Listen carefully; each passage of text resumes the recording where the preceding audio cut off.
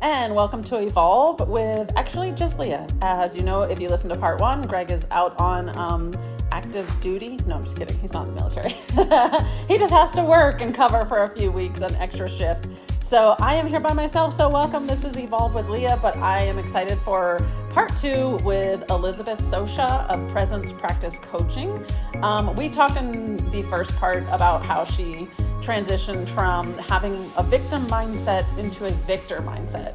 Part of that, we talked about her attending therapy as well as, having coaching in her life. We're going to talk this part about coaching. Not just because of the impact it had on her life, but because of, the impact it had on her life, but also how deeply it impacted her that it became a focus of her actual career, a career shift in that sense. So before I forget, I do want to tell you, listen to the end because Elizabeth has a offering for those who listen all the way through, that she has a special discount on her coaching packages. So you'll get that at the end. So stay tuned for that. So welcome back, Elizabeth. We talked about that season of your life when you were in therapy. Did you have a therapist and a coach at the same time, or how'd you find a coach? It's funny. I had mentioned in the previous episode that I was starting to do these free seminars with Tony Robbins. So it kind of turned me on to the coaching mindset. And I'll be totally honest, I was very skeptical of coaching. Yeah, me and too. If you had ever asked me that I would, or told me, even 5 years ago that I would be getting into coaching, I would have said, that's ridiculous. That's for like snowflakes or someone else who just can't get their life together. Yes. It was more so that it felt like, why did I need a coach? Up to this point, I had done everything, through books, through, free podcasts. Why did I need to pay someone? And it actually, the work with Tony Robbins led me to my school that I actually took coaching with. Okay. And my teacher's name is Magali Pesha, and her husband Mark Pesha, they run the Coaching Institute, and they actually used to be affiliated with the Robbins Madonna's training. Oh, wow. Okay. Yeah, and so they broke off from that, and they've started their own coaching school. And it was really... I feel like kind of serendipitous that I found her and her work, because she operated from a more creative lens, and it really brought me back into full alignment. Circle. Yeah, full circle of really utilizing my creative career and my creative inspiration in a form of coaching, and also integrating that with creative meditation and journeying. And that's so funny because I have the same feeling you just said, that like I had heard of life coaching, and apparently that term has been around since like 1993 or six. I mean, a long time. But I hadn't heard of it until a few years ago. And I remember my first judgment knee-jerk reaction was like, who would need a freaking life coach? Yeah. No way. That's so silly. Like that was to me, maybe a pseudoscience to therapists. I was like, I don't think so. So how, and then I was like you too. I was piecemealing a lot of my recovery with free stuff. Yeah. And that came from my narrative of lack in my head of like, no, I don't want to pay that for this. I'll go get, the resource over here. I'll go get it over there. And that's what changed my mind. My coaching cohort is expensive. Let me just be honest. It's expensive, but I've never invested. I didn't go to college. I didn't do that route. I didn't invest in myself academically, educationally at all. This was the first time that I was like, I hit the trigger and said, I think I'm worth this. So I took my coaching course really I'll say mostly for myself. Yeah. And just what I've learned, I've used in my life everywhere. And then I'm like, I'm going to use this to help other people. Yeah.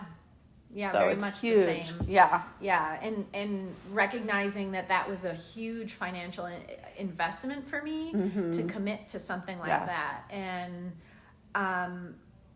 not that I even wanted to use it at the time for other people, because I was trying to heal that part of me that was always giving myself away, but that I was finally recognizing it was important enough for me to invest in myself. In yourself, yeah. Yeah, that's what my discovery call with my coach.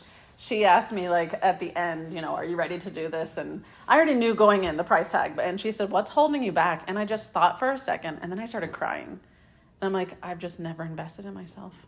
Well, I think there's also something to be said about finding the right relationship. And that's true too. And, that's what held me back from a coaching relationship for so long is I do have this very independent nature to me where I don't like being told what to do. Me too. And I'll be perfectly frank that I believe that there's a lot of really bad coaching out there where people are of the mindset of you just need to do this, you just need to do that. That is not coaching to me. Coaching to me is helping someone really empowering themselves. Yes. Yeah. And that's funny you say that about finding the right person. The same day that I met my coach, and I did a freebie of hers, and she had this really great thing.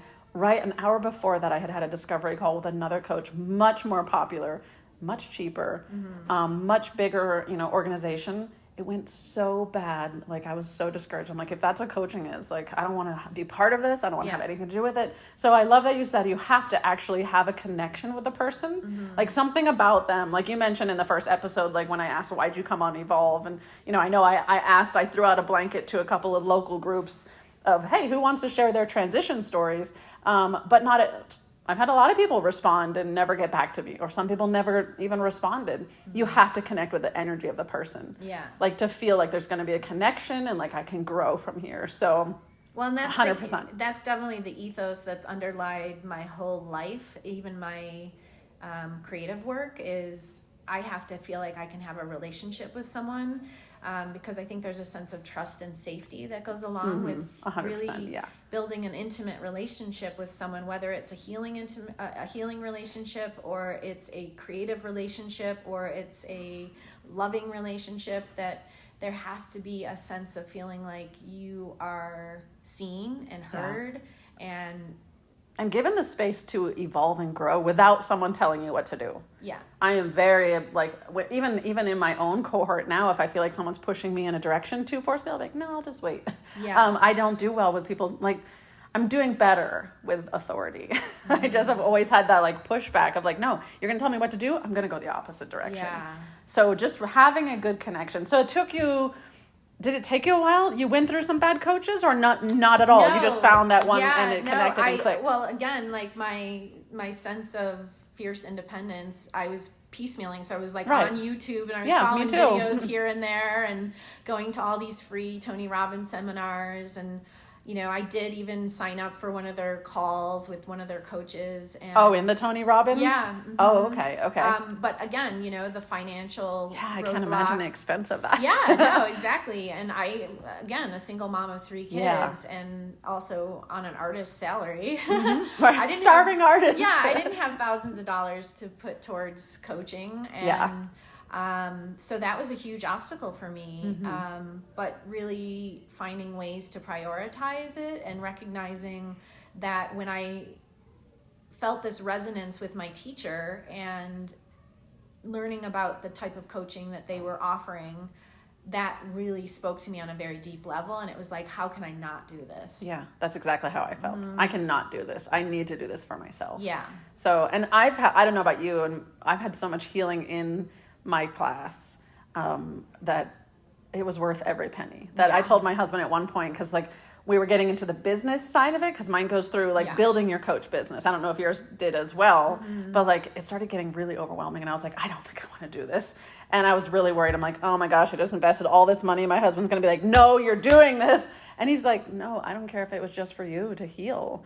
Like, I don't care. That was our investment. And I'm like, that right there just took so much pressure off of me to like get the investment back. Just that was my investment into my soul, my healing, my recovery. Right. And what I want to do with it now is up to me. So I loved that permission that I think I needed from my partnership, because we both invested all this money.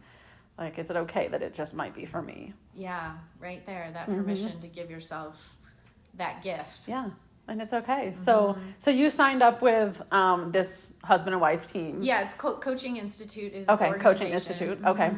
Yeah, and so I originally signed up to become a creative energy coach, and so went through my training with them, and it was a profound shift in my life, and even a deepening of that sense of empowerment and recognizing.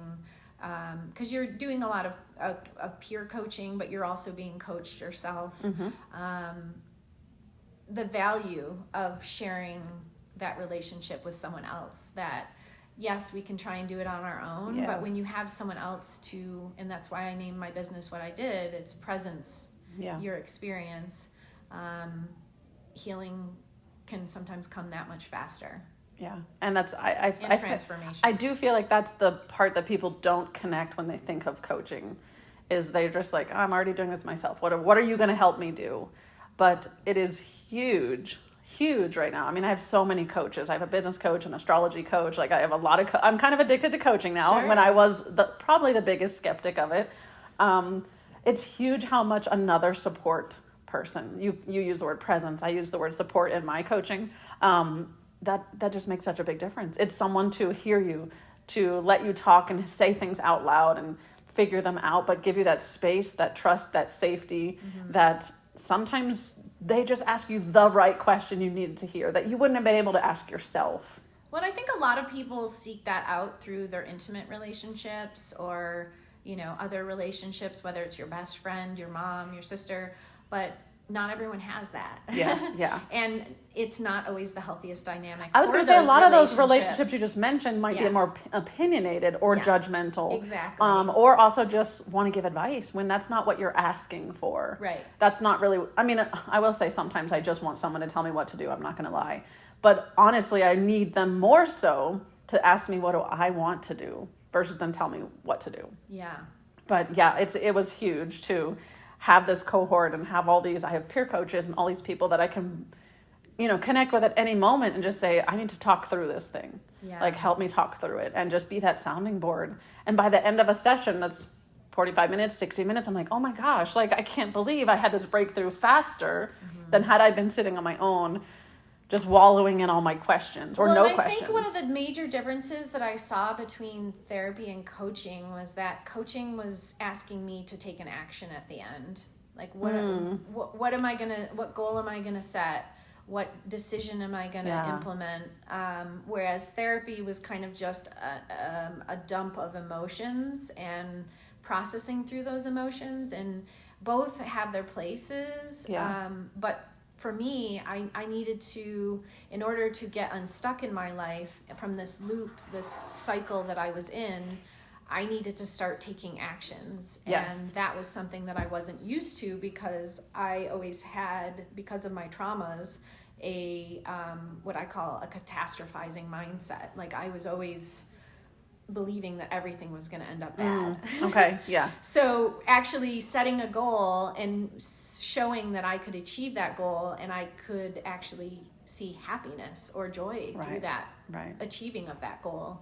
And how empowering does that feel when I don't care how small the goal is. Maybe as a, like when I coached a single mom with 3 kids at one point, and same thing, same situation exactly as yours.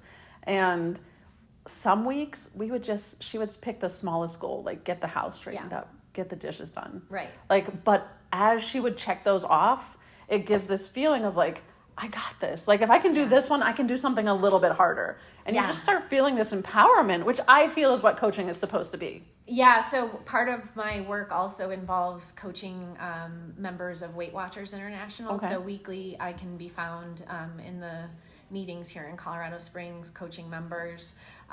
But at the end of each meeting, we have a period of time where we ask members to focus on goal setting. Okay. And a lot of the goal setting that we work on is in tiny steps because so often it's easy to set these grandiose goals for ourselves. Like, I want to make $1 million this year and lose 400 pounds. Right, but what we're not realizing is that in order to get to those goals, there's a lot of tinier, smaller steps that we need to get through to even get ourselves there. And if we're setting goals that are too big for ourselves, we're actually setting ourselves up for more negative self-talk, more feeling defeated. But if you can break your life down into much smaller attainable goals, you're building that momentum. You're building that sense of self-efficacy of being able to achieve small things, which then lead to bigger things. Yeah. And I love that because going back to Weight Watchers, my grandmother was like a lifetime member back in the 80s. I feel like that's the one program that is held on and really works for people. And I don't know if that's always been part of it, is this goal setting. I think it's the community aspect, to be honest, and it's the sense, it's kind of what we mentioned with taking on a coaching cohort, is there's a sense of accountability. You're going and you're sharing in community what you're struggling with and what you want to set as a goal for yourself, and you're going to have to come back the following week and have a group of people who care about you because they share the same struggles. And there's actually a really beautiful book that was also transformational for me. I don't know if you're familiar with John O'Donohue. I don't think so. So he's passed on, but he's a Celtic mystic, and the book is called Anam Cara, which actually translates to soul friend. I feel like I've heard that name before, Anam Cara, but I don't know if that's just a word that you hear it more often now. Okay. But the book itself is really beautiful because it goes into depth about how relationships can foster healing, whether it's an intimate relationship, whether it's a friend relationship, but we don't heal on our own, we heal in community. But I think we've lost a lot of that nowadays with so much, if we've been in really bad situations, we just assume all relationships are this, like you said at the first episode, like it's going to take this much work. It is this draining. We don't even have hope for good relationships. But they do exist, absolutely. And I've found a bunch in my coaching cohort. You've sound like found it as well. So how do you show up as a coach and like walk people through these goals? Because like you said in the first the first episode, you don't go from victim to victor overnight. This was a 45-year journey for you. How do you start walking like clients through their healing process? Well, the first part is really to identify their resources. I think so often when we're in a depleted state or a depressed state, we're not recognizing the gifts that are in our life. And so when you look at what are my resources, you're looking at what do I have to work with, whether it's... So you mean like emotionally, spiritually, financially, mentally, like all the above? Anything. Okay. Like are you spiritually connected in any way? Okay. Do you have a family member that you can count on? Those are those anchor points in our life that really help us to create a sense of grounding, a sense of safety, a sense of security. And from there, we can start to build in a more positive direction. So really... So locating where they're at, essentially. Yeah. And getting them to identify what their resources are, so that they can always, when they're coming to a difficult point in their life, come back to their strengths, the things that help move them in a positive direction. Right. So with yourself, you mentioned, therapy versus coaching. Do you suggest that all your clients have both? Do you feel like they're getting the results they want with just the one? Or is there a time and a place for... Well, I believe in the intuitive nature of my clients and their ability to know for themselves, because throughout my life, I've always wanted people to trust that in me as well. I think that's all that we're seeking is to know that we do have the ability to make someone the best trusts decisions. Us to trust ourselves. Yes, exactly. Yes. And so I think a client really needs to identify where they're at. I mean, there might be someone who is not recognizing trauma, where I would say at that point, you might want to consider partnering with a therapist as well as a coach, because they do serve different purposes. Right. Some therapists now are coaches in themselves. So, it really depends on where they are and their needs at the moment. Yeah. No, that's a great answer too, of just know thyself. It still boils back down to that of like, do you need both in your life? And very many people benefit from both. I know, like for our story, like Greg and I, we took marriage counseling in the middle/beginning. We've been married 25 years now, and I felt worse after therapy. Yeah. Like, because you mentioned, and it might have been in this episode or the other one, where you're just like, they're talking about more, you kind of keep talking about what the problems are. Yes. And there was not those CTAs, those call to actions. Yeah. There wasn't really a lot of that for us. So I've shared this in other episodes before as well, but just that feeling of like one of the last times we walked out, because it would either be kind of focused on him and like he's all the problem, or like me, I'm all the problem. And whoever was the problem for that day walked out just, head down, tail tucked, like, I'm such a failure. Yeah. And that's not what coaching has ever made me feel. And I don't think, based off of any of my clients' words themselves, like they've not left feeling judged or upset or, like as if I don't know, was the school teacher coming down on them. because they're working through their own process. It's not necessarily going to look like how I would want it to look or how my healing process was. And just, I think as us as coaches, being able to give them that space to walk that out how it works for them is huge. Yeah, definitely. I would definitely say coaching can also bring out traumas that might not have ever been identified. And that's where someone might be referred back to a therapist. Right. I'm not here to diagnose anything. I'm not here to help someone resolve their trauma. It's really more about knowing that they're at a point of shifting into a different direction and ready to take action in their lives. So I have a question for you about coaching. Like, this is something that comes up for us in our coaching cohort and stuff, is what is like your ideal client look like? My ideal client is someone who knows that they want something different for their life. They might not be exactly sure what it is. But they know they have the ability to access something different, and they're looking for a roadmap to help get them there. Okay. Any other like mannerisms, characteristics? Have you ever like built that out? Like, you design jewelry. Do you have any kind of like, oh, I really like them to have a sense of humor, or I really like that, they're open-minded? No. Is there any other parameters that you thought about? There has to be,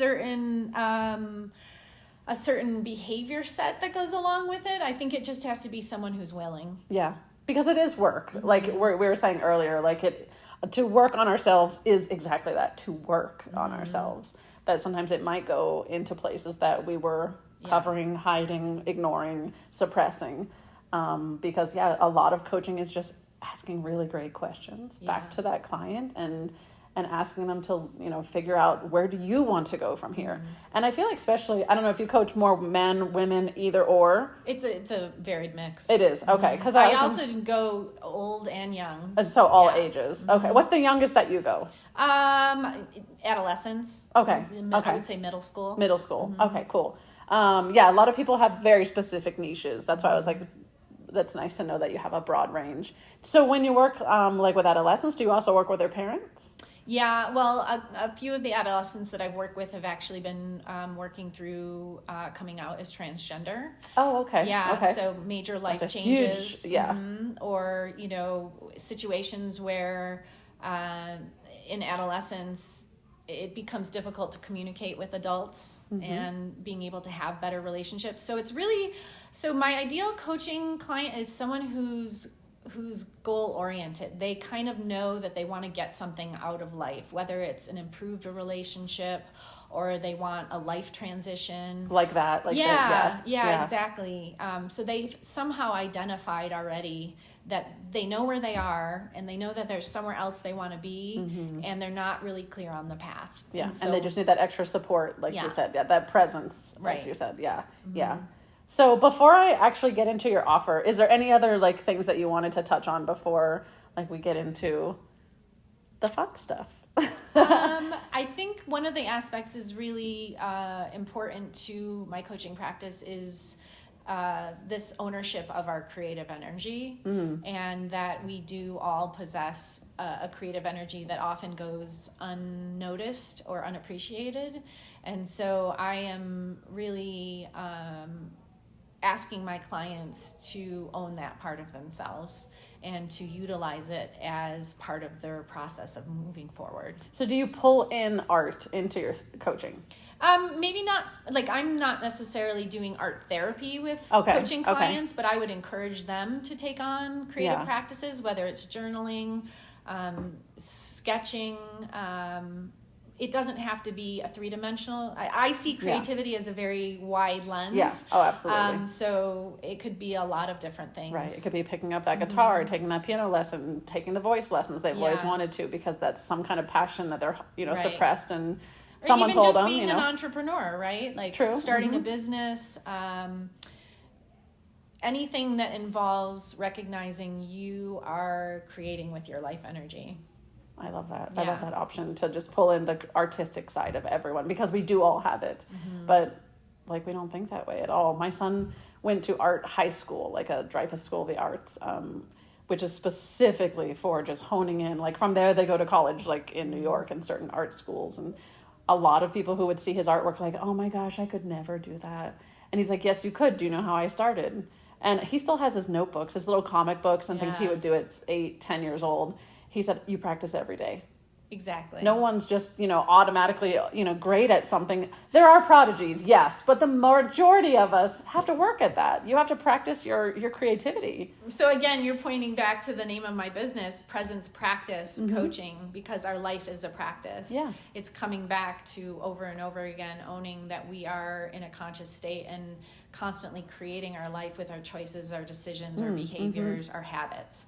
Yeah. And you're never going to be in a fully realized perfectionist state. state. Yeah, exactly. Like we always think that there's a place we're going to get to, but no, we always have You're more just to always learn. improving. And I think that's where like seeing the gratitude in that of just, wow, taking a moment to look back of where I started.